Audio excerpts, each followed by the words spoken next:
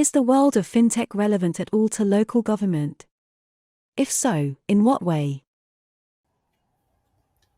Okay, my answer would be, of course, definitely yes. And I think that before we go into more details, I'm not sure that everyone knows what stands behind the notion of fintech. So let's clarify this first. Fintech is actually a combination of two terms, financial and technology.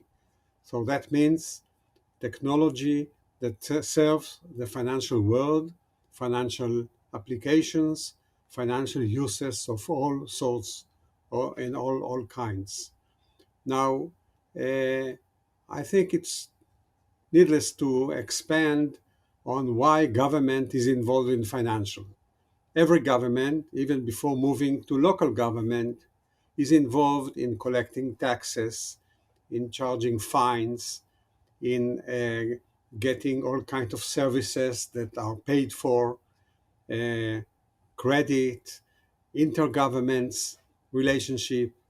So it's almost obvious that governments deal with financials, that money works the world around and grow and develop. And of course, the same goes for local government.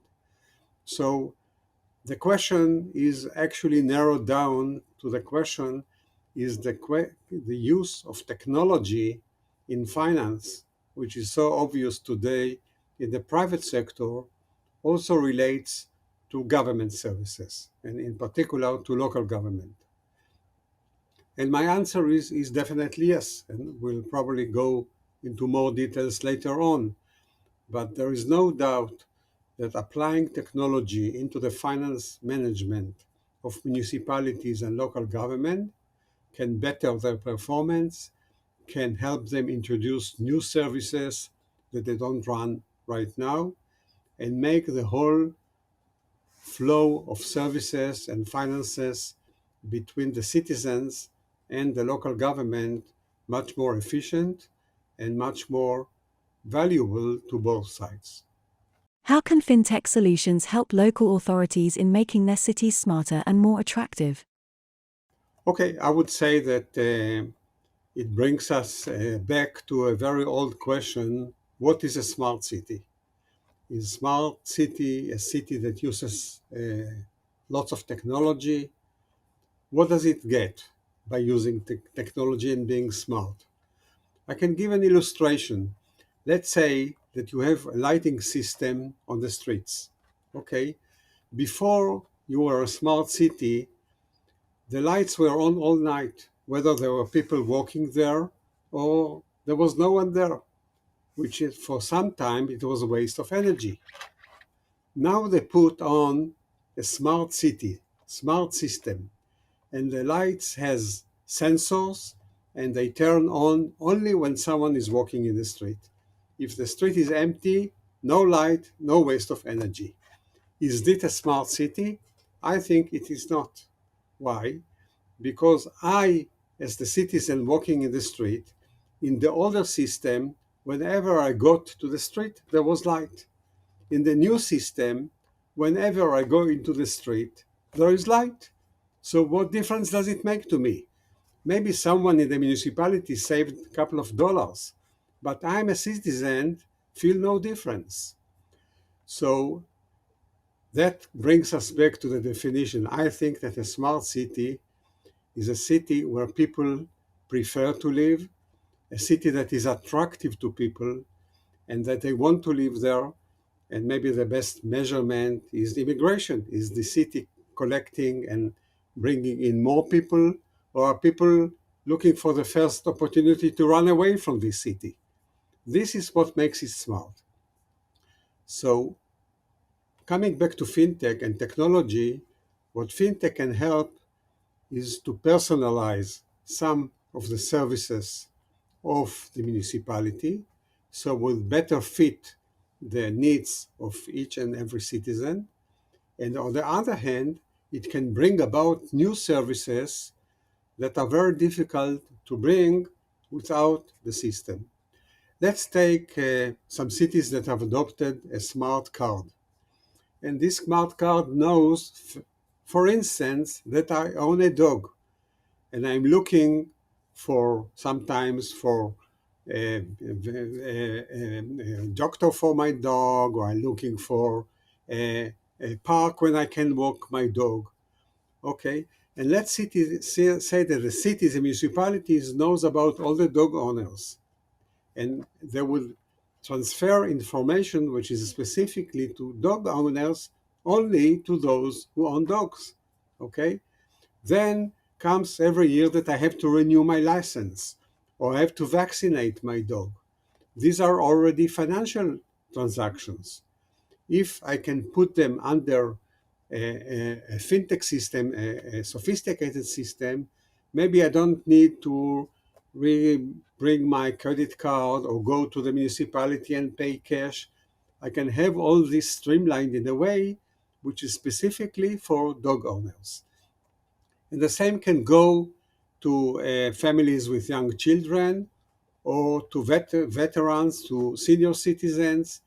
So with those technological tools, we can actually segment the population, look into the special needs that each one wants, and look for financial solutions that adapt to their needs. So this is again a combination of smart technology, smart financing that brings about, I think, happier citizens because they are not flooded with information and blah blah that doesn't relate to them. They get just what they need. And they get the feeling that the municipality cares about them. They know about them. They know what they are looking for. And this makes, I think, a city smarter, not just bringing technology in. Can fintech solutions contribute toward the improvement of municipal services, and in a sustainable manner? I think we've already demonstrated that improvement of service can happen. Now comes the sustainable part of it.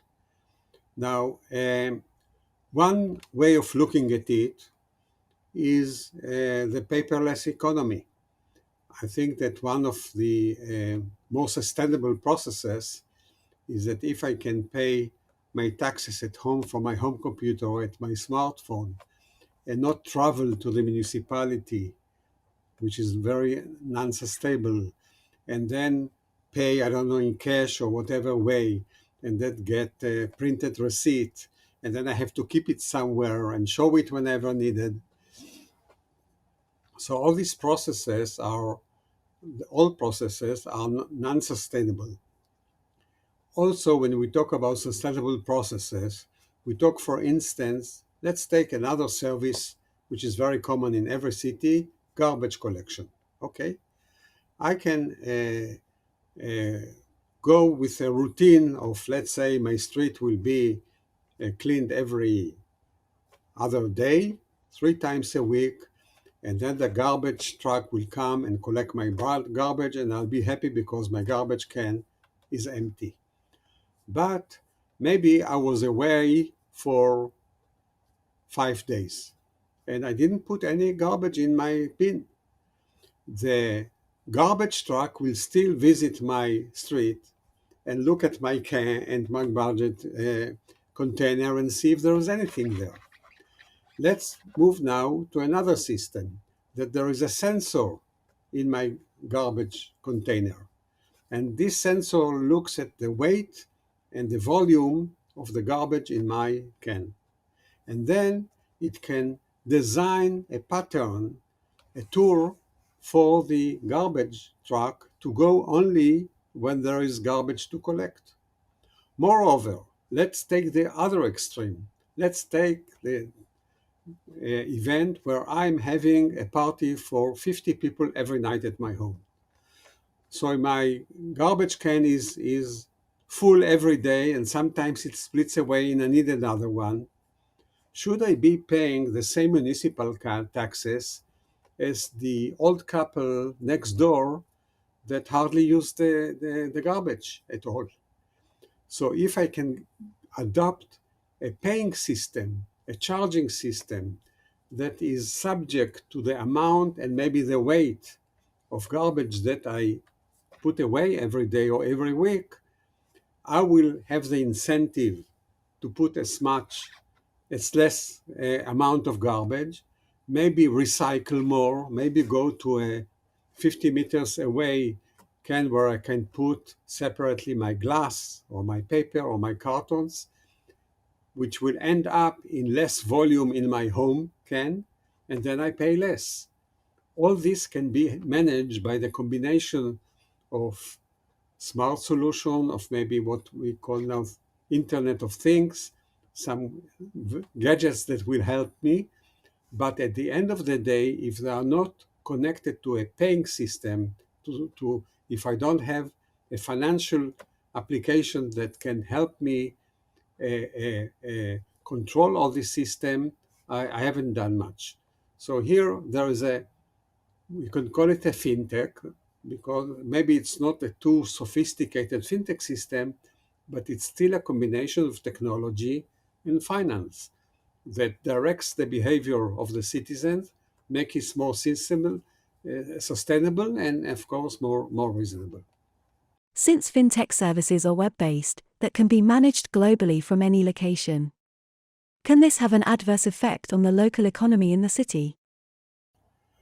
Okay, this question reminds me that maybe 20 or 30 years ago, when computers were widely used, people say, okay, because there is so much information going on the line, people will not be using paper anymore. And the paper industry will be in trouble because no one needs paper. Everything goes electronically. What actually happened? Everyone today has at least one printer at home, and each of us became a printing shop, and we are buying paper like hell and printing at home one or two things, and the use of paper has grown. So not everything that is obvious that is about to happen actually happened. And I would say the same about web-based services. The web-based services actually create more jobs.